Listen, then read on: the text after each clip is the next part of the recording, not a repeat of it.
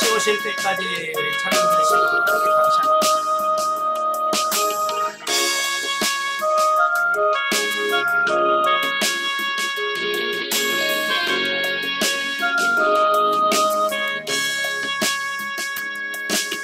주님 다시 오실 때까지 나는 이 길을 가리라.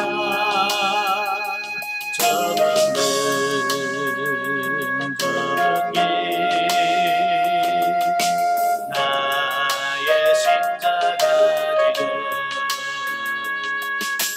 나의 가는 길 끝에서 나는 주님을 버리라. 영광의 주님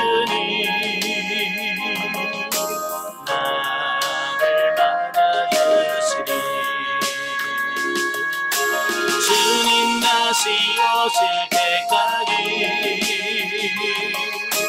나는 일어나 달려가리라. 주의 영광 온 땅 덮을 때 나는 일어나 노래하리. 내 사랑하는 주님 온 세상 들으시라. 내 사랑하는 주님 영광의 왕이시라. 아멘. 기도하겠습니다. 은혜로우신 아버지, 은혜와 사랑을 진심으로 감사합니다. 오늘 우리를 사랑하셔서 귀한 시간을 허락하시고 사도행전의 말씀을 나누며 수리자 과정할 수 있도록 은혜 주셔서 감사합니다. 오늘도 말씀 날 때 성령께서 우리 지각을 열으셔서 잘 깨달아지는 은혜가 있도록 성령님 도와주옵소서. 시종을 주님께 맡겨오며 예수님의 이름으로 감사하며 기도합나이다. 아멘. 예, 이 시간에는 우리 사도행전 23장을 보도록 하겠습니다. 사도행전 23장은 바울의 변론으로 인한 공회 분열, 또 바울 살해 음모에 대한 가이사랴 호송에 대한 말씀을 합니다. 자, 우리 창세기 사도행전 23장 1절부터 11절을 같이 보죠. 사도행전 23장 1절부터 11절 같이 봅니다. 바울이 공회를 주목하여 이르되 여러분 형제들아 오늘까지 나는 범사의 양심을 따라 하나님을 섬겼노라 하거늘 대제사장 아나니아가 바울 곁에 서 있는 사람들에게 그 입을 치라 명하니 바울이 이르되 회칠한다며 하나님이 너를 치시리로다. 내가 나를 율법대로 심판한다고 앉아서 율법을 어기고 나를 치라 하느냐 하니 곁에 있는 사람들이 말하되 하나님의 대제사장을 내가 욕하느냐. 바울이 이르되 형제들아 나는 그가 대제사장인 줄 알지 못하였노라. 기록하였으되 너의 백성의 관리를 하였느니라 하더라. 바울이 그중 일부는 사두개인이요 다른 일부는 바리새인인 줄 알고 공회에서 외쳐 이르되 여러분 형제들아 나는 바리새인이요 또 바리새인의 아들이라. 죽은 자의 소망 곧 부활로 말미암아 내가 신문을 받노라. 그 말을 한즉 바리새인과 사두개인 사이에 다툼이 생겨 무리가 나누어지니 이는 사두개인은 부활이 없고 천사도 없고 영도 없다 하고 바리새인은 다 있다 함이라. 크게 떠들세 바리새인 편에서 몇 서기관이 일어나 다투어 이르되 우리가 이 사람을 보니 악한 것이 없도다. 혹 영이나 혹 천사가 그에게 말하였으면 어찌하겠느냐 하여 큰 분쟁이 생기니 천부장은 바울이 그들에게 찢겨질까 하여 군인을 명하여 데리고 무리가 가운데서 빼앗아 가지고 영내로 들어가니라. 그날 밤에 주께서 바울 곁에 서서 이르시되 담대하라. 내가 예루살렘에서 나의 일을 증언한 것 같이 로마에서도 증언하여야 하리라 하시니라. 아멘. 자, 이 말씀은 그 살해드린 공의에서 바울이 변론하는 내용이 나와요. 바울은 그 사내들인 공회에서 이제 정식으로 자기 자신을 변호할 수 있는 기회를 제공받았습니다. 아마 사도 바울이 로마 시민권을 가지고 있잖아요. 그러니까 그 천부장이 그 로마 시민권 가진 자로서의 어떤 권리를 보장해 준 것 같아요. 자, 여기서 이제 중요한 게 뭐냐면 이 사회적인 지위라고 하는 것은 하나님의 일을 하는데 굉장히 도움이 됩니다. 그죠? 예를 들어서 이런 거예요. 직장에서 대리가 교회 갈래? 그러면 좀 그렇죠. 근데 부장님이 이번 주에 교회 갑시다. 그러면 어때요? 대리가 얘기하는 거하고 부장이 하는 거 다르겠죠. 그죠? 예. 그러니까 언제부터 교회 다녔어요? 라고 말할 때 초등학교 선생님들 있잖아요. 선생님이 교회 가자고 그래서 갔다는 이런 분도 많거든요. 그러니까 이런 사회적인 지위는 이 하나님의 일하는데 굉장히 도움이 되더라. 그런 측면에서 우리 예수 믿는 사람들이 좀 출세하고 성공해야 돼. 그건 자기 혼자 잘 먹고 잘 살려고 하는 것이 아니라 그래야 하나님의 일을 할 수 있는데 도움이 되더라 라고 하는 거예요. 참 우리나라도 대통령을 두 분이나 세웠잖아요. 참 그때 장로 대통령을 두 분 세웠을 때 교회에서 큰 기대를 가졌어요. 장로님을 대통령으로 세우면 뭔가 큰 기독교에 도움이 될 거라고 생각했는데 큰 영향력을 주지 못했습니다. 심지어 한 분은 그 교회에서 장로회에서 7위를 받았어요. 이런 걸 보면 참 그 직분을 맡고 한다는 게 쉽지 않다라고 하는 것을 보게 돼. 어쨌든 여러분, 지금 여러분의 직장에서 아니면 사회에서 어떤 지위가 있다면 그 지위를 잘 활용해서 복음을 전하는 그런 삶이 되면 좋겠습니다. 자, 바울은 변론의 기회를 주어지자 그가 범사의 양심을 따라 하나님을 섬겼다라고 자신 있게 선언하면서 자신의 변론을 시작합니다. 여기서 양심은 영의 기능 중에 하나라고 그랬어요. 훈련 과정에서 이미 배우셨죠. 영에는 3가지 기능이 있다고 그랬어요. 양심 기능, 그다음에 직관, 영교라고 하는 그 3기능이 있습니다. 그 양심이 뭐냐면 옳고 그름을 분별하는 기능을 말합니다. 우리 안에 하나님의 양심의 기능을 집어넣어 가지고 어떤 일을 할 때 이게 옳은 거냐 옳지 않은 거냐라고 하는 것을 그 영의 직감을 통해서 분별하고 깨달을 수 있도록 하나님께서 마련해 주셨다라고 하는 거예요. 그래서 우리가 그 양심에 따라 살기만 해도 우리는 죄짓지 않습니다. 많은 사람들은 양심대로 안 살아요. 여러분 양심대로 살기를 바랍니다. 그래서 영이 성장을 하면 양심의 기능이 회복이 돼. 그래서 작은 것도 어때요? 그냥 넘어가지 않고요. 그 작은 것도 다시 되돌아보고 하나님 앞에 내가 범죄하고 실수하지 않는가. 그걸 살펴서 우리가 죄짓지 않고 의롭게 살 수 있습니다. 바울은 자기 자신이 지금까지 사역을 하면서 나는 하나님께서 주신 그 양심에 따라서 내가 지금까지 사역을 했다. 그렇게 자신 있게 말하죠. 자, 그런데 그 바울의 변론을 들은 대제사장 아나니아의 반발에 부딪혀서 변론 초두부터 감정적인 대립 양상을 띠게 됩니다. 그러니까 바울이 나는 양심에 따라서 하나님을 섬겼노라. 그러니까 다 들어보지도 않고 대제사장 아나니아가 그 바울 곁에 서 있는 사람들에게 그 입을 쳐라 그러는 거예요. 여러분 이 법정이라고 하는 것은 뭡니까? 우리나라도 지금 그러잖아요. 무죄 추정의 원칙이 있잖아요. 그러니까 그 법원에서 죄인이라고 판명되기 전까지는 무죄다라고 하는 원칙 하에서 재판을 받게 되는 게 무죄 원칙, 추정의 원칙이거든요. 자, 그런데 지금 재판도 이제 막 시작하잖아요. 막 시작도 안 해보고 이미 그들을 바울을 죄인으로 취급해버린 거죠. 그러니까 들어보지도 않고 그 입을 치라라고 말하는 겁니다. 바로 그때에 바울은 아나니아가 대제사장인 줄을 모르고 거기서 아주 심한 말을 하죠. 이르되 회칠한다며 하나님이 너를 치시리로다. 내가 나를 율법대로 심판한다고 앉아서 율법을 어기고 나를 치라 하느냐. 이걸 보면 바울도 한성질합니다. 이건 단순한 열기가 아니라 정말 법정은 공의로워야 되잖아요. 그죠? 정의로워야 되잖아요. 근데 기대했던 그 법정에서 정의가 안 나오는 겁니다. 예, 그러니까 바울이 이런 분노할 수밖에 없는 어떤 이런 부분들을 보게 되죠. 예, 그러니까 옆에 있는 사람이 너 지금 대제사장을 욕하느냐? 라고 말하는 겁니다. 예, 그러니까 어때요? 바울은 자신의 실수를 솔직하게 인정합니다. 예, 어찌 보면 바울도 모르고 했지만 어때요? 실수한 거는 맞잖아요. 그죠? 그러니까 바울은 아마 오랜 동안 예루살렘을 떠나서 전도 여행을 다녔잖아요. 그러다 보니까 대제사장이 바뀌었는데 바뀌었다는 사실을 몰랐을 수도 있습니다. 그럼 바뀌었다는 소식은 알지만 누군지 얼굴을 보지 않았기 때문에 누군지 잘 모른단 말이에요. 그러니까 그런 실수를 했겠지만 그럼에도 불구하고 옆에 있는 사람이 너 대제사장을 왜 욕하냐라고 하니까 바로 어떻게 해요? 자기 실수를 인정하는 거예요. 참 이게 보면 대단한 용기라고 볼 수 있습니다.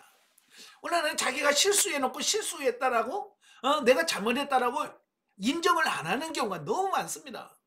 그죠? 뭐 정치권이야 뭐 그러니 하지만 교회 안에서도 마찬가지예요. 제일 잘 안 하는 게 어디일까요? 부부 사이. 그죠? 부부 사이에는 이게 참 인정하는 게 그래요. 그런데 사실은 거기서부터 인정하셔야 돼. 내가 잘못했으면 내가 잘못했다. 내가 실수했으면 실수했다라고 인정을 하는 게 중요한 거거든요. 여러분도 실수하기를 바랍니다. 실수하면 인정하길 바라요. 저의 실수를 인정하고 여러분 용서해 주시길 바랍니다. 바로 그때에 사도 바울이 출애굽기 22장 28절 말씀을 인용하면서 공식적으로 사과하는 모습을 보여준다 그 말입니다. 왜 대사를 욕하냐? 그러니까 어때요? 내가 미안하다. 나는 그가 대제사장인 줄 몰랐다. 그러면서 너의 백성의 관리를 비방하지 말라 하였느니라. 성경에 보니까 관리가 잘못해도 비방하지 말라고 했다. 미안하다라고 하나님의 말씀대로 인용하면서 사과하는 이런 모습을 보게 되죠. 그래서 바울은 자기의 고백대로 양심을 따라 하나님을 진실하게 섬긴 사역자였지만 사실 그때 당시 제사장이었던 그 아나니아는 그렇지 못했어요. 그의 성품을 보면 잔인함과 탐욕을 갖춘 인물로 바울의 비난대로 회칠한 담이라고 하는 비난을 받아 마땅한 자였다는 사실이에요. 자, 그래서 이 아나니아가 누구냐면 어떤 사람이냐면 제사장 몫으로 분배되는 11조를 탈취하고 부를 축적한 사람. 그러니까 일반 백성들이 11조를 내잖아요. 그 11조를 내면 그 11조에서 11조를 떼서 제사장에게 주고 나머지는 레위 사람들의 생활비로 씁니다. 그죠? 그러면 이 제사장 몫으로 10분의 1이 가잖아요. 그러면 이 대제사장은 어떻게 해야 돼요? 골고루 제사장들에게 분배가 되도록 해야 되잖아요. 근데 적게 주고 자기가 다 챙기는 겁니다. 착복하는 겁니다. 그런 사람이에요. 또 누구냐면 이분은 친로마 정책을 펴요. 그러니까 유대 종교의 수장이잖아요. 그런데 그 유대인을 중심으로 하는 게 아니라 친로마 정책을 피는 거예요. 그러니까 유대인들로부터 미움을 받은 거죠. 너는 왜 같은 유대인인데 왜 로마 편 드냐 라고 하는 그런 평을 받게 되겠죠. 그래서 이 사람은 나중에 66년도에 AD 66년에 그 유대인들이 로마에 뭐라고 하냐면 반란을 일으킵니다. 반란을 일으킬 때에 유대인들의 타깃이 된 사람이 누구냐면 바로 유대인 편, 로마 편을 든 아나니아가 그 유대인의 타깃이 되는 거예요. 그래서 그가 죽기 싫으니까 헤롯 궁으로 피신을 갑니다. 헤롯 궁으로 피신을 가는데 그의 형이었던 히스기야가 그를 거기서 살해를 해요. 그래서 그는 그 말년에 비참하게 죽습니다. 그게 나오죠? 결국 아나니아는 바울의 예언대로 AD 66년에 처참한 최후를 맞게 된다라고 하는 겁니다. 자, 아나니아를 가리켜서 바울이 뭐라고 말하냐면 회칠한 담이여 라고 하죠. 여기서 회칠한 담이라고 하는 말은 회칠한 무덤을 의미합니다. 자, 유대인들은 무덤을 바위를 파고 그 바위 속에다가 무덤을 형성하는 이런 관례가 있어요. 그런데 중요한 것은 유대인들이 그 명절 절기를 지키기 위해서 예루살렘으로 가잖아요. 자, 예루살렘으로 가. 그러면 지금이야 뭐 여관이라든지 뭐 이런 호텔이라든지 이런 숙식이 잘 돼 있지만 예전에는 그런 게 잘 안 돼 있잖아요. 그죠? 그래서 민가가 있으면 민가에 가서 쉬기도 하지만 그렇지 않으면 그냥 가다가 밤이 되고 그러면 바위나 이런 데 곁에서 잠을 자기도 하고 쉬었다 가기도 하고 그래요. 예. 그러니까 6월절이나 이런 명절을 지키러 가다가 이렇게 쉬려고 바위 딱 기대고 쉬었는데 나중에 보니까 무덤이야. 그러면 유대인들은 정결법에 의해서 시신을 만지면 7일 동안 부정하게 돼요. 그죠? 이게 무덤을 만지거나 무덤 곁에 있으면 7일이 부정하게 돼요. 그래서 6월절을 지키러 가다가 무덤을 만지거나 무덤에 있으면 어떻게 돼요? 부정하게 돼서 이제 못 가는 거예요. 왜? 7일 동안 부정하니까 가도 사람 속에 들어갈 수도 없고 성전에 들어갈 수도 없단 말이에요. 그러니까 예배 드리러 가다가 다시 집으로 가야 돼요. 그러니까 유대인들은 이 무덤을 굉장히 뭐라고 주의한단 말이에요. 근데 그냥 아무 표시도 안 해놓으면 이게 무덤인지 어떻게 알겠어요? 그죠?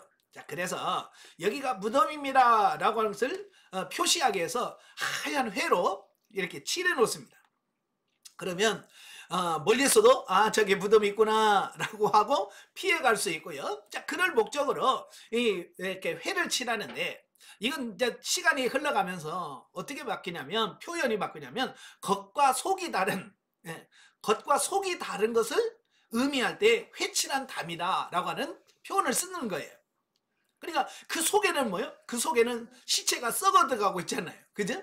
근데 밖에는 하얗게 회칠해서 반듯하게 해놓잖아요. 바로 이거 겉과 속이 다른. 뭐 요즘에는 뭐 정치권에서 수박이라고 합니다. 그죠? 겉은 파란데 안은 빨갛고 속과 겉이 너무 다르다라고 해서 수박이라고 하는 표현을 쓰는데 어찌 보면 그때 당시 유대인들은 회칠한 남은 겉과 속이 다른 오늘날의 수박과 같은 표현이다라고 보시면 되겠어요. 자, 6절부터 10절까지 보면 공회의 분위기가 심상치 않음을 감지한 바울이 이를 극복하기 위해서 공회원들 간의 신학적 대립을 이용하는데요. 공회가 사두개인과 바리새인들로 구성되어 있음을 알고 있던 바울은 자신이 바리새인임을 밝히고 자신의 부활을 전한 까닭에 신문을 받는다라고 주장함으로써 부활을 믿지 않는 사두개인과 부활을 믿는 바리새인들 간의 신학적 논쟁을 유발시켜서 공회를 산회시킨다라고 하는 겁니다. 이게 이제 바울의 지혜인데요. 사실 바울은요, 그 산헤드린 공회 가면서 뭘 기대했을까요? 공정한 재판. 그죠? 공정한 재판을 원했을 거예요. 예. 그런데 가자마자 이거 공정한 재판이 되지 않을 거라는 것을 느끼는 거죠. 왜? 재판장으로 있는 대제사장이 알아보지도 않고 다 듣지도 않고 입을 쳐라 그러고 막 그러니까 그러니까 도대체가 그들에게 정상적인 재판을 받을 것은 기대를 못한다는 거예요, 바울이. 그래서 그는 그 상황을 어떻게 벗어날까 하다가 그 산헤드린 공회는 이 사두개파하고 바리새파가 거의 핵심이거든요. 그러니까 그들의 신앙적 논쟁, 요즘은 뜨거운 감자라는 표현을 쓰잖아요. 자, 지금도 여야가 있죠. 여야가 있으면 어떤 게 뜨거운 감자가 있어요. 자기의 이익에 대해서 이런 걸 막 서로 하려고 하는 이런 경향이 있는 것처럼 그때 당시에도 똑같은 거예요. 예. 바로 이제 그 중에 하나가 뭐냐면 이 사두개인들은 거기 말한 것처럼 부활도 안 믿고요. 8절에 부활도 안 믿고 천사 같은 것도 안 믿고 사람의 영도 인정을 안 합니다. 참 그리고 어떻게 지도자 역할을 하는지, 그죠? 예. 그러니까 이스라엘 백성들이 왜 그렇게 타락할 수밖에 없고 땅에다만 집착할 수밖에 없는지를 아셔야 돼. 예. 지도자들이 영이라든지 천사라든지 이런 내세, 천국 이런 걸 안 믿고 하니까 그 밑에 있는 사람들은 어떡하겠어요? 예. 엉망이겠죠. 그죠? 예. 그러니까 바로 그 사두개인들의 그 신학 바리새인들은 다 믿거든요. 천국도 믿죠. 영생도 믿죠. 부활도 믿고요. 다 믿어. 그러니까 그 사이에 파고 들어가는 겁니다. 그래서 그들이 제일 믿지 않는 사두개인들이 제일 싫어하는 부활 문제를 거론하는 겁니다. 그래서 내가 지금 부활 때문에 내가 지금 이 어려움을 당한다라고 하니까 이제 바리새인들이 그건 아니지 그러면서 나서게 되어지는 거예요. 예, 그래서 결국은 정상적인 재판이 진행될 수가 없어서 산해가 되어지는 이런 부분들을 보게 됩니다. 자, 11절에 보면 유대인들의 박해를 받아서 그 가이사랴 안토니아 성의 감옥에 감금되어 있는 바울에게 주님은 환상으로 나타나셔서 그의 고난을 위로하시고 로마 전도의 비전을 약속하십니다. 그러니까 공정한 재판을 원했는데 공정한 재판이 안 되는 겁니다. 그러니까 바울은 이거 어떻게 되나? 그죠? 원래 정상적인 재판을 통해서 무죄를 받게 되고 자유하기를 원했는데 그게 안 되어지는 겁니다. 그러니까 바울 나름대로 어떻게 되죠? 걱정되겠죠. 그죠? 그래서 아마 감옥에 있으면서 고민을 좀 많이 하셨던 것 같아요. 자, 그럴 때 주님께서 친히 그에게 나타나셔서 환상 중에 위로하시고 그가 로마에까지 가서 복음을 전해야 된다는 사실을 알려주는 겁니다. 사실 바울은 예루살렘에서 고난과 어려움이 기다린다는 사실을 이미 알고 있었지만 그 정도가 너무 심하다, 긴장하고 당혹한 상태에 있었을 것이다 라고 하는 겁니다. 그죠? 이미 알고 왔잖아요. 그죠? 밀레도라든지 두로라든지 가이사랴에서 가면 예루살렘에 그냥 고난 받을 거다 이미 다 들었잖아요. 그리고 바울도 그러잖아요. 예? 나 죽을지라도 나 간다 라고 했지만 막상 그 일이 닥치니까 어때요? 이제 긴장하잖아요. 그죠? 각오는 했지만 그래, 그때에 주님께서 아주 적절하게 바울을 위로하시고 로마 전도에 대한 확신을 주셨는데 이것이 바울이 로마에 당도하기까지의 긴 옥중 생활 중에서도 로마 전도에 대한 비전을 버리지 않고 인내하며 때를 기다리게 하는데 원동력이 되었을 것이다 라고 하는 겁니다. 그죠? 하나님께 주님께서 친히 걱정하지 마라. 내가 예루살렘에서도 나의 일을 증언한 것 같이 로마에까지 가서 이걸 증언해야 된다. 그러니까 비전이 생기는 거야. 아, 내가 여기서는 죽지 않겠구나. 내가 로마로 가서 복음을 전할 수 있겠구나 라고 하는 새로운 비전을 갖게 돼요. 그래서 그가 감옥살이 하면서도 그 주님께서 말씀했잖아요. 주님은 말씀은 진리잖아요. 한다고 하면 되는 거예요. 그러니까 주님께서 로마까지 간다고 했으니까 바울은 아, 내가 로마까지 가서 복음을 전할 수 있겠구나 라고 하는 확신을 갖게 되어지는 거예요.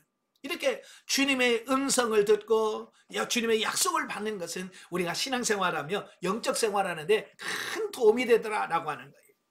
예, 여러분도 힘들고 어려울 때 주님께서 사랑하는 딸아 사랑하는 아들아 그러면 여러분 어때요? 안 들어보셨어요? 저도 처음에 영성훈련 하면서 방언 통역이 되고 막 할 때 방언으로 기도하면 통역해 주신데 사랑하는 아들 내가 너를 사랑하노라 그러면요 진짜 눈물 콧물 싹 뺍니다. 네, 정말 아무리 힘들었다가도 주님의 음성을 들으면 모든 부분들이 싹 내려지는 것을 경험하게 돼요. 아마 바울도 똑같았을 거예요. 자, 주님께서는 고난과 어려움 속에 있는 성도를 언제나 기억하시고 위로하신다. 그러므로 성도들은 어떤 어려움 상황에 직면한다 할지라도 낙심하지 않는 담대한 신앙의 소유자가 되어야 될 것이다. 아멘. 어찌 보면 고난은 주님 만날 수 있는 절호의 기회다. 그죠? 성경을 보세요. 정말 대부분 보면 고난 중에 주님을 만나더라고요. 편하고 그럴 때요 주님 못 만납니다. 어려울 때 다 주님을 만나. 야곱도 보면 그래요. 자기 부모 밑에서 편안하게 살 때 하나님 못 만납니다. 그죠? 그러나 형을 피해서 도망가다가 보니까 베델에서 하나님을 만나요. 외로운 벌판에서 돌을 베고 자야 되는 그 처량한 신세 때 주님께서 그를 찾아오셔요. 네. 바울도 보세요. 감옥에서 지금 재판받으면서 실망하고 있을 때 주님께서 친히 찾아오잖아요. 그러니까 고난이 오면 아, 이때가 주님을 만날 수 있는 기회구나. 아멘? 예, 그래서 고난 중에 감사하시고요. 주님을 다 찾으시는 여러분 되시길 바랍니다. 자, 12절부터 22절까지 봅니다. 12절부터 22절까지. 자,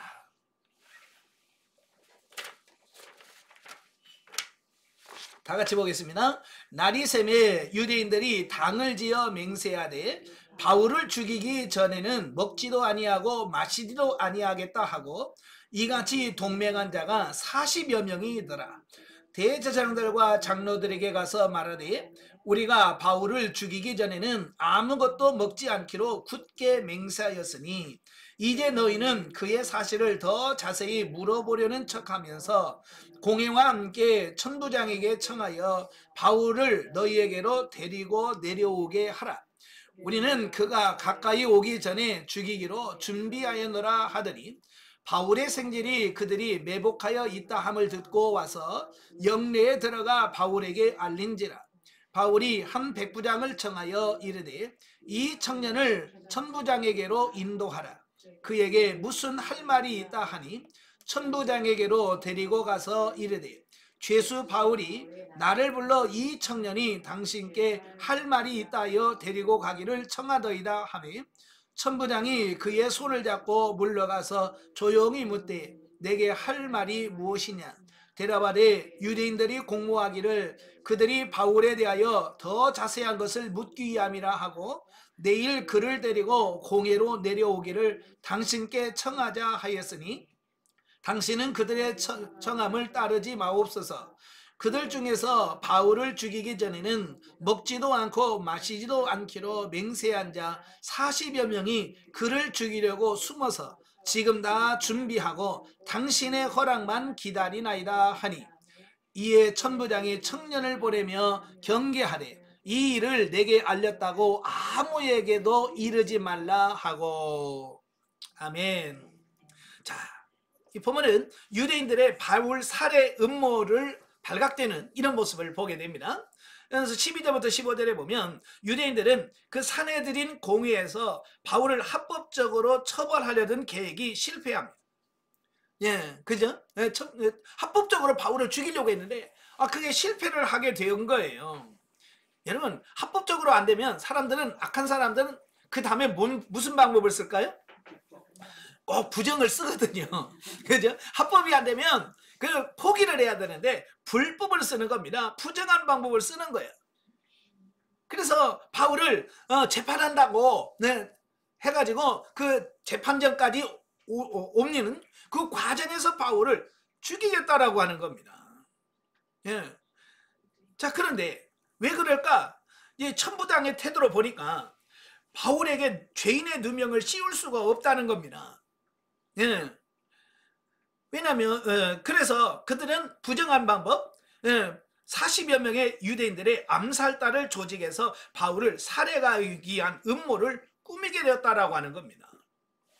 즉 그들은 대제사장과 장로들과 결탁해서 바울을 다시 산헤드린 공회로 소환한다는 명목 아래 로마의 요새에서 나오게 한 다음 길에 매복해 있다가 암살하는 불법적이고도 간악한 음모를 꾸몄다라고 하는 겁니다.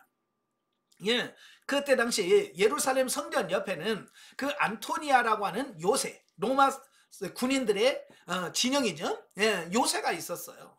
예, 그러니까 그 요새 안에 있는 바울이 지금 거기에 갇혀 있잖아요. 그러니까 바울을 죽이려고 그 요새를 침입하면 뭐가 돼요? 로마를 공격하는 것이 돼요. 그죠? 왜냐면 거기는 로마 군대가 있고 로마의 통치를 받고 있는 것이거든요. 그러니까 그걸 들어가서 바울을 죽이려면 이건 로마로부터 큰 대가를 치러야 돼. 그죠? 그러니까 그 성에는 못 들어가는 거예요. 예. 부대는 못 들어가는 겁니다. 그래서 그 바울을 요새 밖으로 유인하는 거죠. 요새 밖에서 바울을 죽이면 그래도 요새를 공격하는 것보다는 훨씬 적겠죠, 타격이. 그죠? 그래서 그 방법을 쓰는 겁니다. 그런데 16절부터 22절에 보면 바울을 살해하려고는 유대인들의 음모는 바울의 생질, 조카들에 의해서 발각이 됩니다. 그래서 이 조카가 그 바울에게 가서 사실을 얘기하고 또 그것을 백부장에게, 또 백부장과 함께 천부장에게 알려주는 이런 부분들을 보게 됩니다. 자, 이걸 보면 하나님은 어둠은 드러나게 하시는, 그죠? 누가 죄를 짓고 잘못하면 하나님께서는 만천하에 드러나게 하시는 이런 부분들을 보게 됩니다. 그게 뭐냐? 하나님의 섭리거든요. 자, 그래서 결국 천부장은 바울을 보호하기 위해서 가이사랴 총독부로 옮기려는 호송 계획을 세우게 됩니다. 이 가이사랴는 그때 당시 유대 총독이 머무는 총독부가 가이사랴에 있었거든요. 거기서 예루살렘에서 가이사랴까지 약 90km 정도 떨어져 있는 곳입니다. 자, 이것은 약속대로 로마로 가기까지 바울을 보호하시려는 성령님의 역사요 섭리로 하나님께서는 이런 계기를 통해서도 바울이 로마로 갈 수 있도록 모든 계획을 진행하고 섭리하셨음을 알 수 있다라고 하는 겁니다. 예, 그러니까 우리도 하나님께서는 이렇게 우리가 생각지도 않은, 예, 우리는 정말 계획지도 않은 방법으로 하나님께 역사하시거든요. 그죠? 그래서 우리는 늘 하나님께 제가 묻고 하라는 말을 많이 하잖아요. 그죠? 하나님은 우리의 길을 인도하시는데 하나님의 방식대로 하나님 뜻대로 인도하신단 말이에요. 예, 그래서 우리는 하나님 이건 무엇입니까? 이건 하나님께서 어떤 의도로 이렇게 하셨습니까? 라고 하나님께 묻고 하나님의 인도하심을 이해하는 게 중요한 겁니다.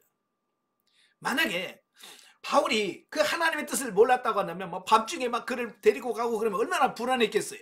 그죠? 어디로 데려가는지, 예? 왜 데려가는지 몰랐다면 바울은 아마 거기서 놀랬을지도 모르겠어요. 그죠? 예? 왜? 그냥 밤중에 데려가서 살해해도 모르잖아요. 그잖아요? 근데 바울은 뭐예요? 주님으로부터 이미 음성을 들었잖아요. 네가 로마에까지 가서 복음을 전하겠다고 하는 그 하나님의 음성을 들었기 때문에 바울은 어때요? 안심하고 따라갈 수 있는 이런 부분이 되어지는 거예요. 결국 본문을 통해서 우리는 사악한 유대인들의 음모가 비밀리에 진행되었다 할지라도 하나님께서는 이미 그 일을 다 하시고 바울을 구원하실 방도를 마련하셨듯이 하나님께서는 오늘날 우리들 또한 불꽃 같은 눈동자로 지키시고 보호하신다는 사실을 깨닫고 세상에서 살 때 아무것도 염려치 말고 담대하게 살아가면 물론 더욱 충성되게 하나님 나라의 일을 감당해야 할 것이다 라고 하는 겁니다. 예, 그러니까 바울만 지켜주시는 게 아니에요. 이 바울을 지키신 하나님이 지금은 돌아가셨나요? 아니잖아요. 지금도 그 하나님은 살아계셔요. 바울을 구하셨던 그 하나님이 오늘 저와 여러분도 구하실 거예요. 이걸 머리로만 이해하지 마시고 이제 삶 속에서 그걸 실제로 믿는다면 염려하거나 근심하지 말, 정말로 하나님의 말씀에 순종하는 여러분들이 되셔야 될 줄로 믿습니다. 자, 23절부터 35절. 자, 23절부터 35절까지 봅니다. 자, 백부장 둘을 불러 이르되 밤 제3시에 가이사랴까지 갈 보병 200명과 기병 70명과 창병 200명을 준비하라 하고 또 바울을 태워 총독 벨릭스에게로 무사히 보내기 위하여 짐승을 준비하라 명하며 또 이 아래와 같이 편지하니 일렀으리 클라우디오 루시아는 총독 벨릭스 각하에게 문안하나이다. 이 사람이 유대인들에게 잡혀 죽게 된 것을 내가 로마 사람인 줄 들어 알고 군대를 거느리고 가서 구원하여다가 유대인들이 무슨 일로 그를 고발하는지 알고자 하여 그들의 공회로 데리고 내려갔더니 고발하는 것이 그들의 율법 문제에 관한 것뿐이요 한 가지도 죽이거나 결박할 사유가 없음을 발견하였나이다. 그러나 이 사람을 해하려는 관계가 있다고 누가 내게 알려주기로 곧 당신께로 보내며 또 고발하는 사람들도 당신 앞에서 그에 대하여 말하라 하였나이다 하였더라.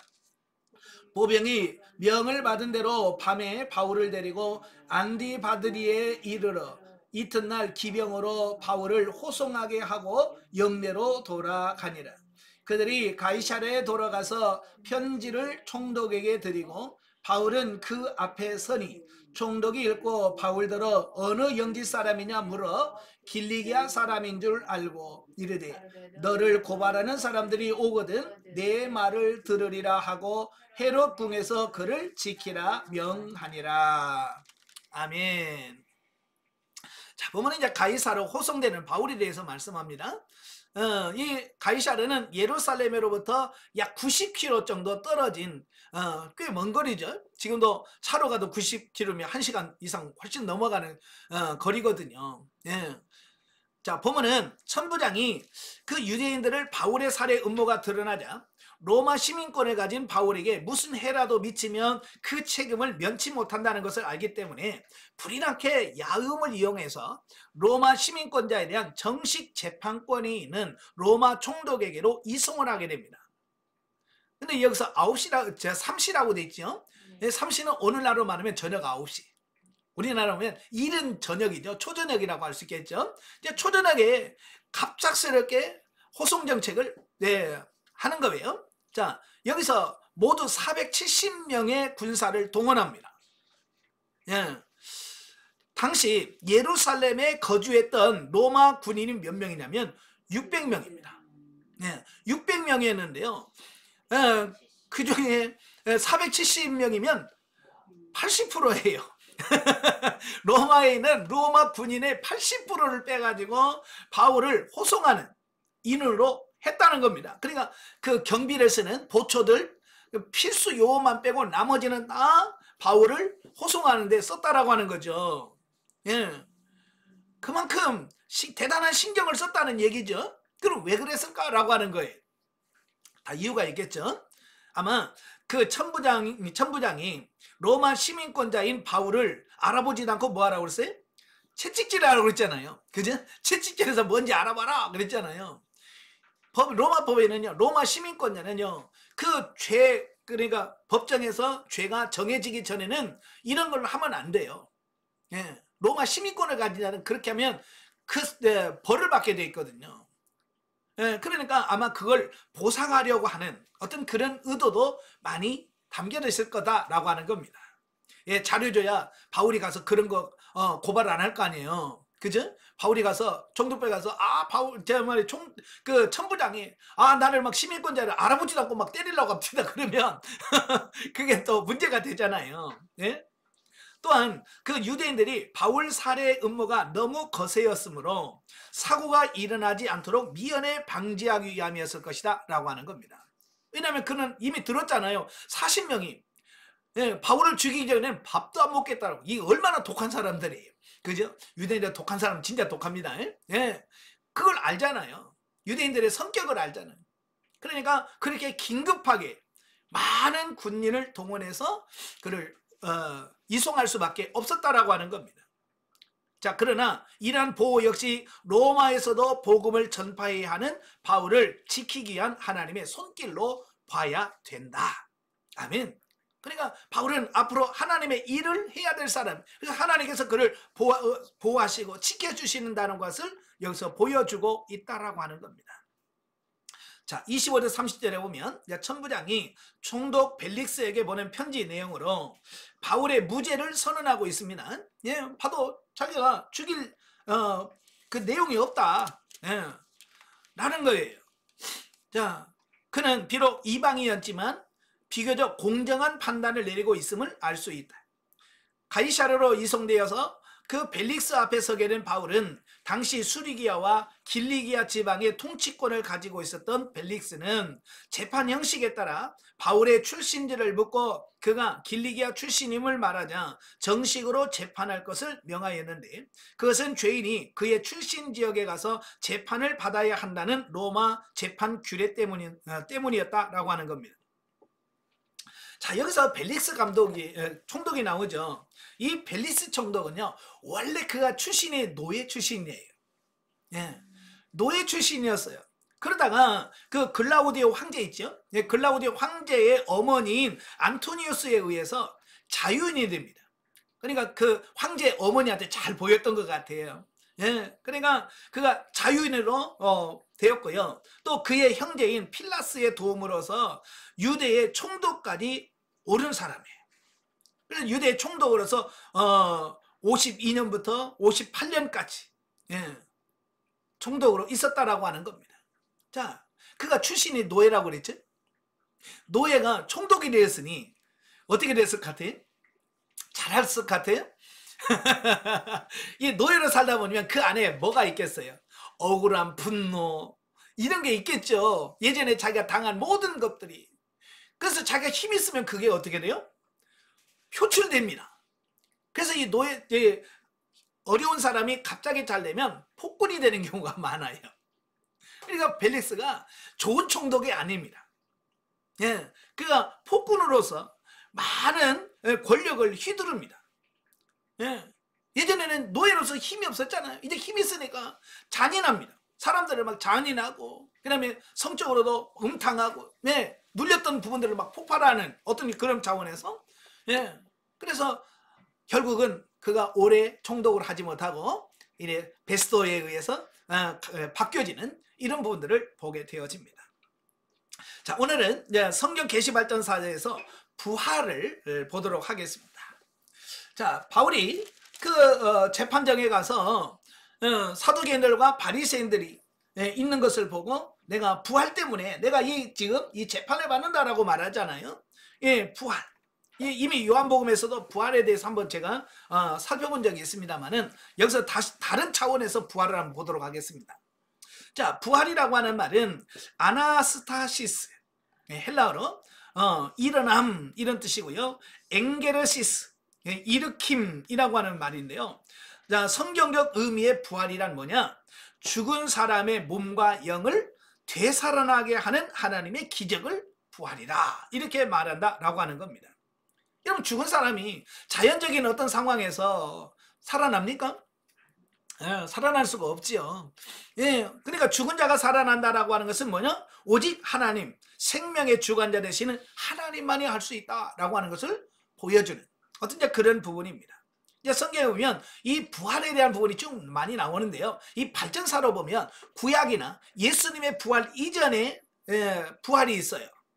근데 여러분, 예수님의 부활 이전에는요, 어떤 부활이냐면 몸의 부활입니다. 몸만 부활하는 거예요.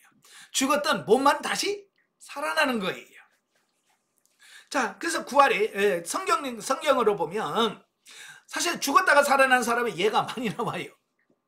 그죠? 죽었다가 살아난 사람의 예가 많이 나와요.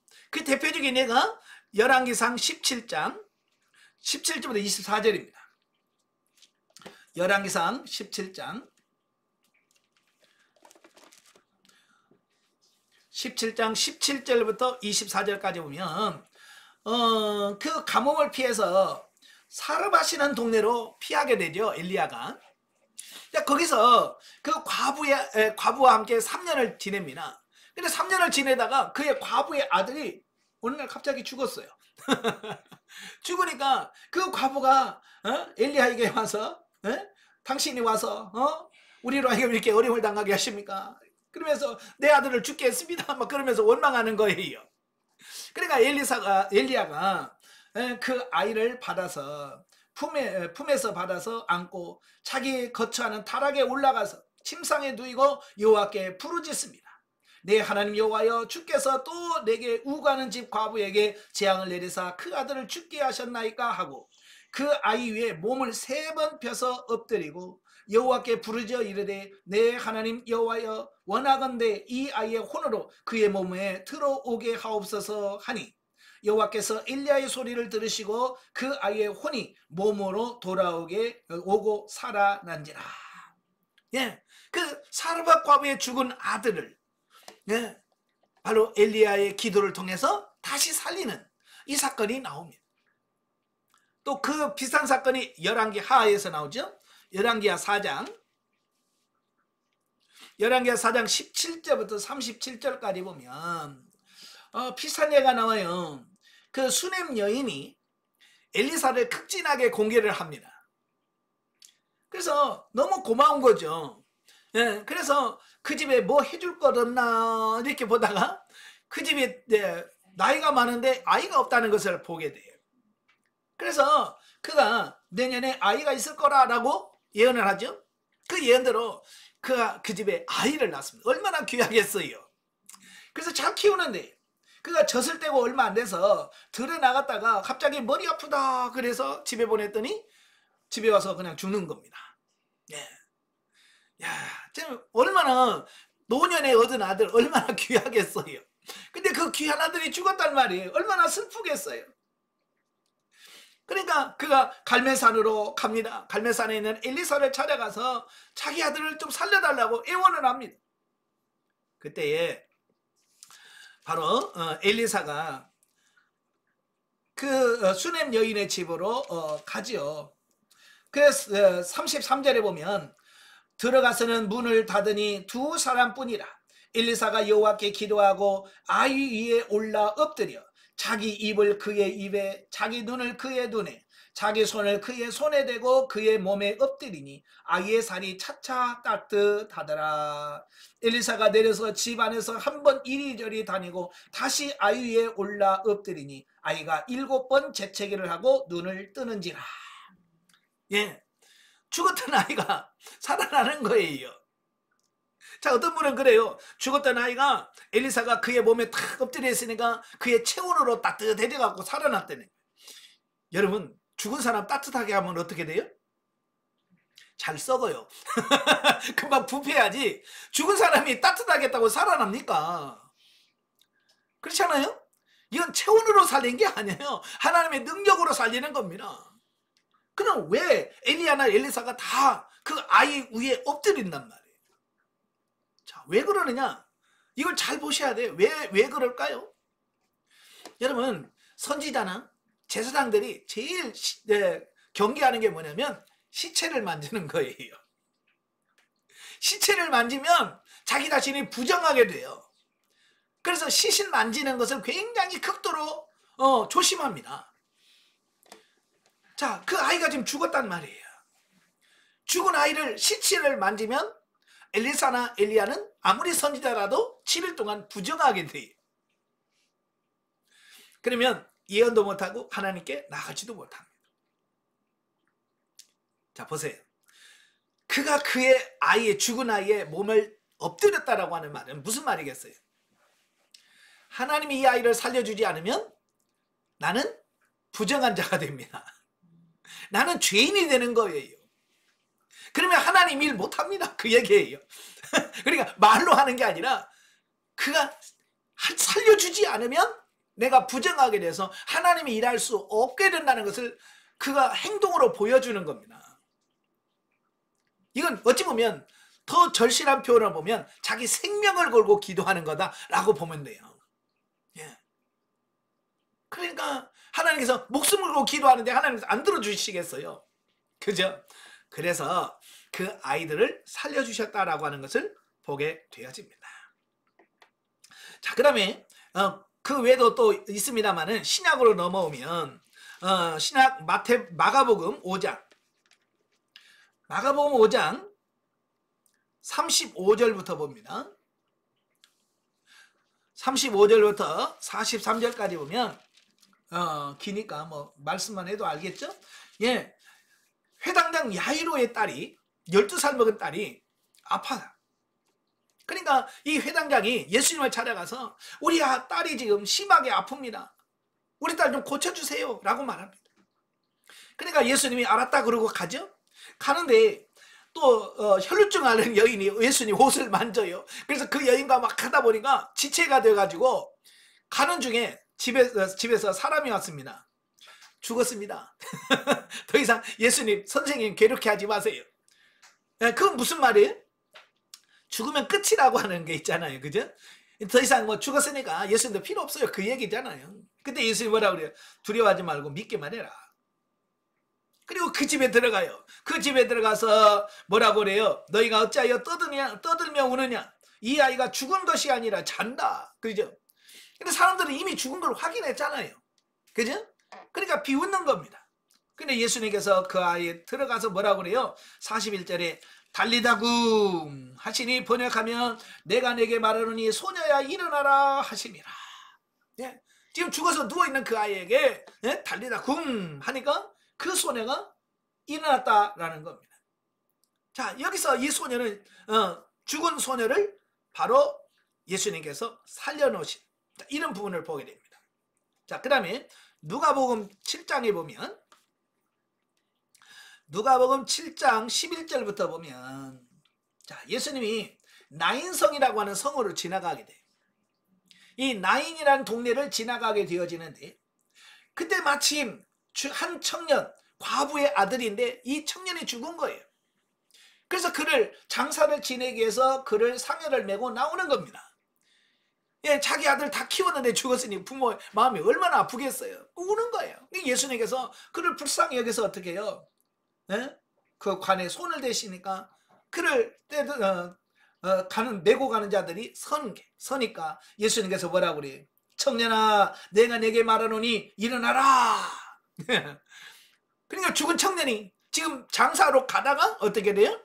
일어나서 살아나는 이런 역사를 일어나게 되죠. 자, 그 다음에 더 놀라운 것은 이제 요한복음 11장이죠. 요한복음 11장에 보면 예수님이 사랑하는 누가 나오냐면 나사로가 나와요. 나사로가 병이 들어 죽게 됐어요. 그러니까 그 누이들이 예수님한테 기별을 하지요. 지금 나사로가 병들어 죽게 됐으니까 예수님 빨리 오세요. 와서 좀 고쳐주세요 라고 기별을 하는. 근데 예수님께서는 이틀이나 더 머무르셔. 왜 그랬을까요? 나사로가 아픈 게 아니라 죽기를 원하신 거예요. 그죠? 죽기를 원하신 거예요. 왜? 그래야 하나님의 능력이 나타나니까. 그래서 이틀을 유하고 나중에 가니까 이미 장사 지낸 지 나흘이나 됐어요. 자, 이스라엘은요, 우리나라보다 훨씬 더 더워요. 그러니까 시체가 금방 부패합니다. 그래서 장사를 그냥 그날 죽으면 그날 장사하는 게 보통이에요. 우리는 보통 3일장이라고 하잖아요. 근데 이스라엘은 바로 그날 장사를 해버려요. 그러니까 나흘이나 됐단 말이에요. 예. 그래서 돌을 옮겨라 그러니까 마르다가 뭐라 그래요? 아, 이미 죽은 지 나흘이나 됐습니다. 냄새 납니다. 그래도 어때요? 믿기만 해라. 그래서 돌을 굴려놓으니까 나사로야 나오라 그러죠. 예. 그러니까 이미 장사 지낸 지 나흘이나 되어서 썩어 냄새나는 나사로가 어떻게 돼요? 예, 세마포로 둘둘둘 강근채로 나를 걸어서 나오는 겁니다. 자, 여기서 예수님께서 지금 뭐예요? 죽은 자를 살리는 사건, 기적을 얘기하고 있어요. 그래서 재미있는 것은 다 시간차가 있다는 거예요. 예, 여러분 야이로의 딸은요 금방 죽은 거 살렸어요. 그죠? 금방 죽은 사람 살리려면 사람들이 뭐라고 하겠어요? 그 죽은 거 아니야, 기절했다가 다시 깬 거야 라고 얘기하겠죠. 예, 그럴 가능성이 있잖아요. 그죠? 죽은 자를 살렸는데도 불구하고. 자, 좀 더 죽은 시간이 좀 지난 청년을 살렸잖아요. 그죠? 시간이 좀 걸려. 예, 이건 장사 지내러 가는 청년을 살렸으니까 시간이 꽤 지났겠죠? 그러다가도 뭐 오래 기절했나 보지 라고 할 수도 있단 말이에요. 근데 이 나사로는 이미 장사진이 나흘이나 됐단 말이에요. 이건 어떻게 해요? 기절했다고 표현도 못하겠죠? 예. 그러니까 이건 부활의 확실성을 보여주는, 예. 정말로 예수님께서 살리신 것이 맞다라고 하는 예수님의 능력을 보여주기 위함이에요. 그래서 일부러 예수님도 나사로가 아프다는 말 듣고도 이틀이나 유하신 것은 아예 그가 죽어서 무덤 속에 들어가서 도무지 살아날 수 없다고 생각했을 때 그를 살려내므로 하나님의 능력을 드러내기 위해서 그렇게 하신 거거든요. 자, 여기까지. 자, 여기 그 구약에서 그 요한복음까지는 전부 무슨 부활은 부활인데 무슨 부활이냐면 무슨 부활이에요? 예. 자, 오늘은 부활을 보겠습니다. 부활을 보는데요. 예, 구약에서는 예표와 모형과 그림자란 말이에요. 여기는 몸의 부활이에요. 몸. 예. 그러니까 죽었던 사람이 살아나는 겁니다. 예. 그러면 왜 성경에서 이 죽은 사람이 살아나는 기적들을 왜 기록할까라고 하는 거예요. 그죠? 예. 왜 성경에서는 그것도 자주 죽었던 사람이 다시 살아나는 것을 기록했을까라고 하는 겁니다. 구약은 예표요, 모형이요, 그림자라고 그랬죠.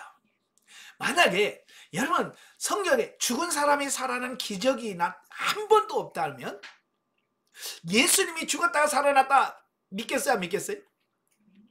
아무도 안 믿죠. 그죠? 아무도 안 믿어요. 야, 어떻게 죽은 자가 살아나냐? 야, 지금 역사 이래로 죽었다 살아난 사람이 있어? 이렇게 된단 말이에요. 이게 선례라고 하는 게 굉장히 중요한 거예요. 그래서 하나님께서는 예수님의 부활이 사실이다.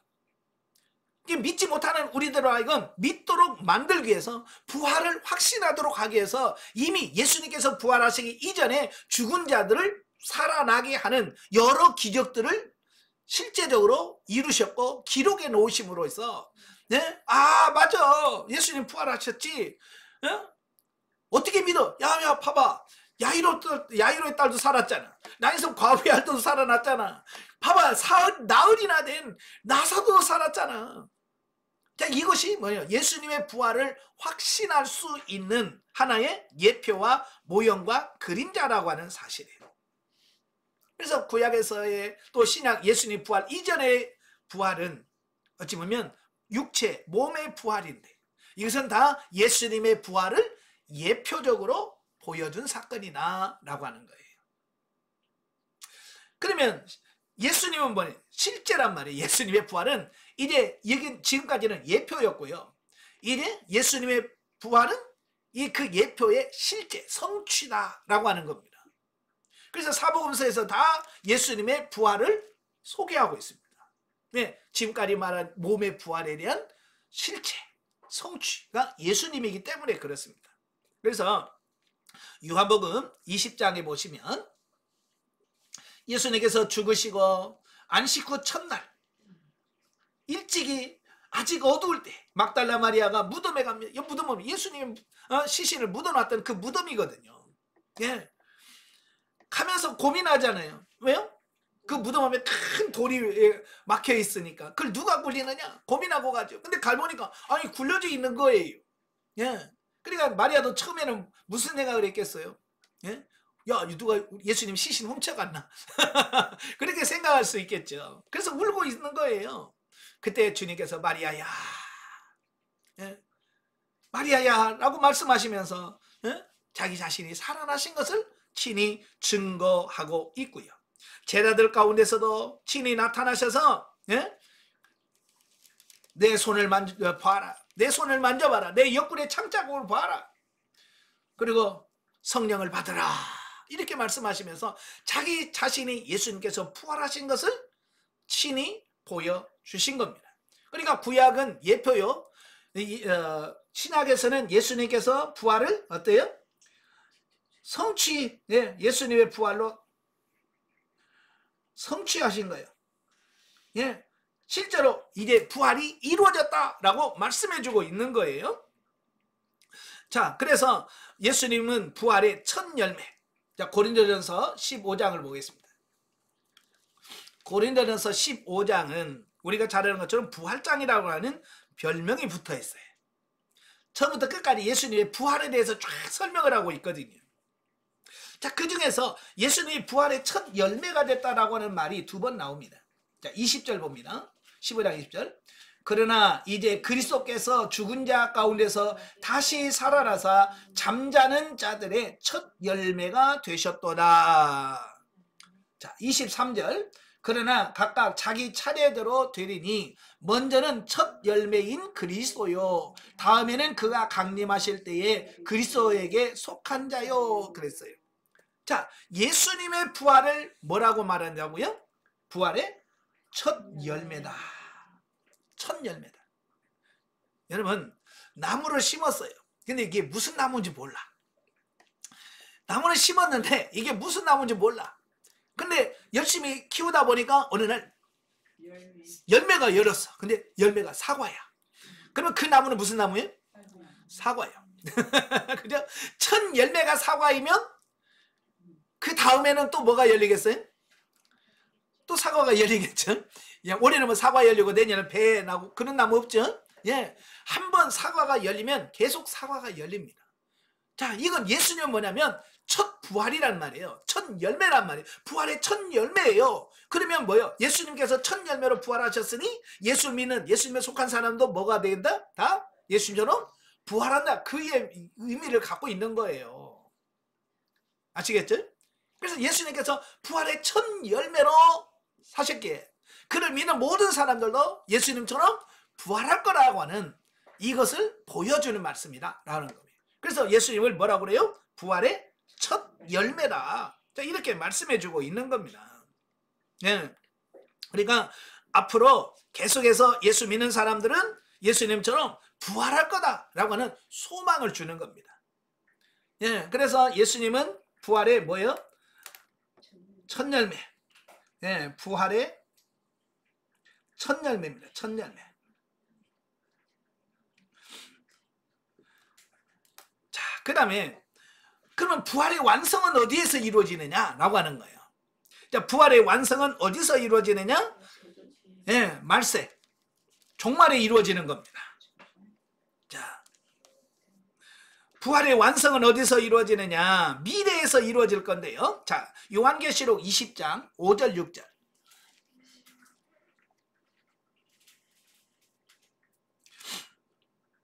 4절부터 보겠습니다. 4절. 또 내가 보호자들을 보니 거기에 앉은 자들이 있어 심판하는 권세를 받았더라.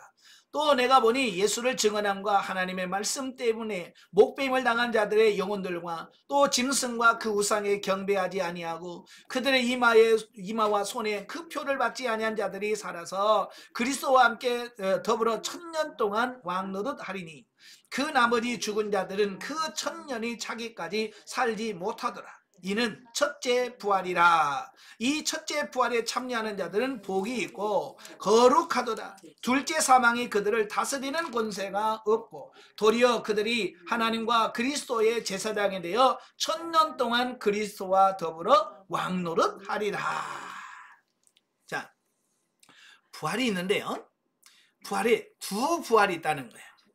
첫째 부활이 있고 둘째 부활이 있다는 거예요. 자, 여기서 이제 부활은 첫째 부활이 있고 둘째 부활이 있는데 첫째 부활은 어디고 둘째 부활은 뭘까라고 하는 거예요. 자, 여기서 첫째 부활은 언제냐면 예수님의 재림. 예수님의 재림. 예수님께서 공중에 재림하실 때에 구원받은 사람, 예수 믿고 죽은 사람들 있잖아요. 그죠? 이 땅에서 신앙생활 하다가 죽고 구원받기로 작정된 사람들이 그때 그의 몸들이 부활하는 겁니다. 그러니까 이런 거예요. 지금 여러분 예수 믿다가 돌아가시잖아요. 근데 돌아가시면 영은 육체와 분리가 돼서 낙원에 가 있어요. 지금 돌아가신 분들은, 예수 믿다가 돌아가신 분들은 저 낙원에서, 천국이라고도 하지만 낙원이라고 하는 곳에서 지금 쉬고 계셔. 안식을 하고 있어.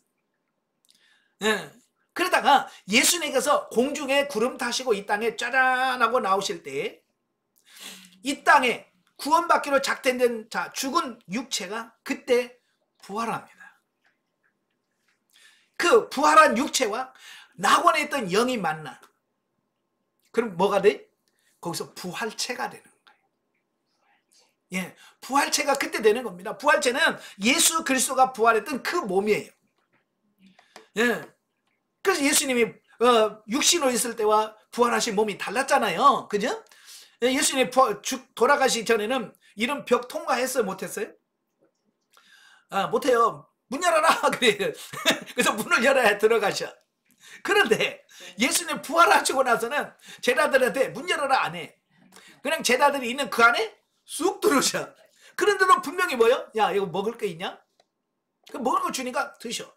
분명히 몸은 있는데 우리 육신과는 전혀 다른, 전혀 다른 새로운 부활체를 갖고 있었다라고 하는 겁니다. 바로 예수님의 재림으로 인해서 이루어지는 그 몸은 지금 우리가 사는 이런 몸이 아니라 완전히 부활체예요. 예수님이 벽을 통과하시고 막 그랬던 그런 몸이라고 하는 것을 보게 됩니다. 예, 그래서 이걸 첫째 부활이다. 첫째 부활은 언제 일어난다고요? 예, 예수님의 재림 때 첫째 부활. 자, 첫째 부활이 있은 다음에 뭐가 이루어지냐면 천년왕국이 이루어집니다. 물론 지금 뭐 천년왕국 안 믿는 분도 많아요. 예, 천년왕국에서 무천년설을 주장하기도 하고요. 하지만 성경에는 천년왕국이 분명히 존재하고 있어요. 말씀하고 있기 때문에 천년왕국이 있을 거라고 봐요. 자, 그 다음에 이 천년왕국이 다 지난 다음에 이제 백보자 심판이죠. 네, 백보자 심판이 있습니다. 네, 그 말씀이 11절부터 나옵니다. 11절부터 봅니다. 11절부터 15절까지인데요. 다 같이. 또 내가 크고 흰 보좌와 그 위에 앉으신 이를 보니 땅과 하늘이 그 앞에서 피하여 간데 없더라. 또 내가 보니 죽은 자들이 큰 자나 작은 자나 그 보좌 앞에 서 있는데 책들이 펴 있고 또 다른 책이 펴 있으니 곧 생명책이라. 죽은 자들이 자기 행위를 따라 책들에 기록된 대로 심판을 받으니 바다가 그 가운데 죽은 자들을 내주고 또 사망과 음부도 그 가운데 죽은 자들을 내주매 각 사람이 자기의 행위대로 심판을 받고 사망과 음부도 불못에 던져지니 이것은 둘째 사망 곧 불못이라. 누구든지 생명책에 기록되지 못한 자는 불못에 던져지리라. 그랬죠. 이 천년왕국이 차고 나서 이때 부활한단 말이에요. 이때 부활은 둘째 부활이에요. 자, 그런데 중요한 건 뭐냐면 이 첫째 부활은 무슨 부활이냐면 생명의 부활이에요. 생명을 얻어요. 영원한 천국에 들어가 새하늘과 새 땅에 들어갑니다. 그런데 이 둘째 부활에 참여한 사람들은 하나님의 심판을 받게 되고 영원한 어디에 가느냐? 지옥에 가게 돼요. 하나님의 심판을 받게 돼요. 그래서 부활도 두 가지인데 첫째 부활과 둘째 부활이 있단 말이에요. 그래서 우리는 첫째 부활에 동참해야 돼요? 둘째 부활에 동참해야 됩니까? 당연히 첫째 부활에 동참하셔야 돼요. 둘째 부활에 둘째 부활 때 부활하면 이건 심판의 부활인 거예요. 구원 못 받아요. 그래서 우리는 저와 여러분 이 첫째 부활에 동참하는 우리가 돼야 된다라고 하는 겁니다. 자, 결론을 맺겠습니다. 이 부활은 인간적인 이성으로는 믿기 힘들다. 예나 지금이나 마찬가지예요. 사도 바울이 에덴에 가서 복음을 전합니다. 처음에는 신기하게 들어요. 근데요, 죽은 자의 부활 얘기하니까 그들이 뭐라고 그래? 어렵도다. 내일 들을게. 그리고 부활을 안 받아들이는 거예요. 그렇게 똑똑하고 잘난 사람들도요. 이건 뭘 말하냐? 인간의 이성으로 부활을 믿기는 어렵더라. 하나님의 은혜가 아니면, 성령의 능력이 아니면 잘 안 믿는 거예요. 그래서 이 부활은 머리로 이해하는 게 아니라 믿음으로 수용하는 거예요. 믿음으로 받아들이는 겁니다. 그리고 단순히 육체의 부활에다 초점 맞추기보다는 궁극적인 첫째 부활에다가 초점을 맞춰야 된다라고 하는 것을 보게 됩니다. 물론 많은 사람들이요, 이 첫째 부활에다가 초점 맞춰야 되는데 이 죽은 사람이 살아나는 이 부활, 이 세상에서 이 나사로처럼 죽었다가 살아나고 이런 것만 생각한다는 말이에요. 여러분, 육체는요 부활해도 다시 죽어요. 지금 이스라엘 가면 나사로 있을까요? 제가 나사렛에 2번 가봤는데 못 봤어요. 만약에 지금까지 나사로가 살아있더라면 아마 성지순례 간 사람들이 다 가서 나사로 보면서 왔을 거예요. 근데 지금까지 나사로 보고 왔다는 사람 아무도 없어. 저도 간 적이 없더라고. 이건 뭐냐면 육체적으로 살아난 사람은 다시 죽어요. 영원한 게 아닌 거예요. 육신의 문제는 해결돼도 또 올 수밖에 없어요. 그러니까 우리가 이 땅의 것, 육신의 것 여기다 초점 맞추지 마라 그 말이에요. 우리는 몸의 부활이 목적이 아니라 첫째 부활에 동참하는 것이 우리의 신앙의 목표가 되어야 된다라고 하는 것을 보게 되어집니다. 아시겠죠? 예, 그러니까 이 땅에다 목표를 두지 말고 예수 그리스도의 재림 때 우리가 첫째 부활, 영광의 부활, 영생의 부활, 생명의 부활에 동참하는 그런 삶이 되기를 위해서 열심히 달려가는 여러분이 되셔야 될 줄로 믿습니다. 기도하겠습니다. 은혜로우신 아버지 감사합니다. 오늘도 우리가 부활에 대한 말씀을 들었습니다. 인간의 이성으로는 참 믿기 어려운 말씀이지만 그러나 우리는 성경을 믿고 하나님의 말씀인 걸 믿고 또 부활이 확실하다는 사실을 확인합니다. 하나님, 저들이 단순히 육체 이 땅에서 어떤 고난과 어떤 문제 속에서 해결받는 몸의 부활의 목적이 아니라 정말로 우리가 영생의 부활, 생명의 부활, 첫째 부활에 동참하는 그것을 목표로 신앙생활하는 우리 모두가 될 수 있도록 도와주시옵소서. 예수님의 이름으로 감사하며 기도합나이다. 아멘. 하나님께 드립니다.